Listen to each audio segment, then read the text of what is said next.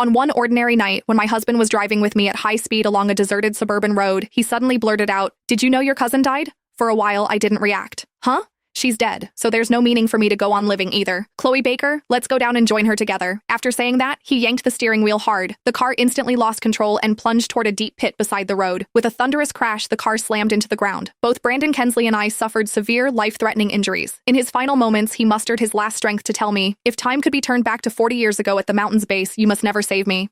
That day, she also passed by the mountain. If you hadn't taken me away, I would have met her first. After saying that, he drew his last breath. Filled with questions, resentment, and anger, I could only die with my eyes open. But when I opened my eyes again, I returned to 40 years ago. This time around, I decided to let Brandon and his first love be together. However, there was just one problem. I didn't have any cousins at all.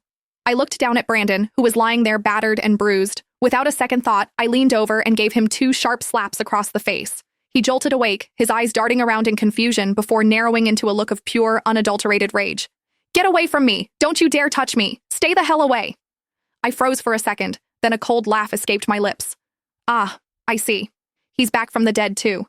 In my previous life, I did everything for this ungrateful jerk. I spent every cent of my tuition money to save him and begged every doctor in the county for help. I stayed by his bedside day and night, and he once gripped my hand, promising the world, "Chloe, I swear, I'll never marry anyone else. I'll never betray you." And how did that turn out? He did become a high-ranking official, and I gave him 3 sons, but in the end, he hated me so much he wanted to take me to the grave with him. Fine. If he wants a savior, he can find someone else. I stood up and slipped behind a large tree without looking back. I wanted to see for myself who this dream girl was, the one he'd been obsessed with for 40 years.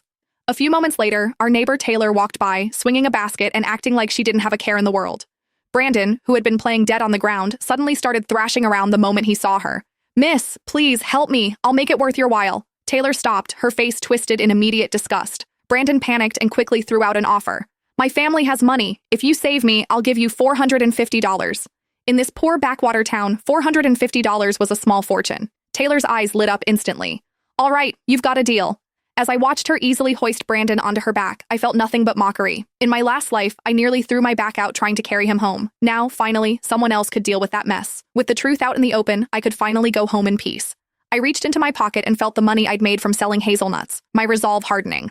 In my previous life, I gave up my spot at a top-tier university just to put him through school. This time, this money was staying with me. In my last life, I turned my life into a joke for him. This time, I grabbed my suitcase and headed for the door. But just as I was about to step out, the dream girl herself, Taylor, came bursting in.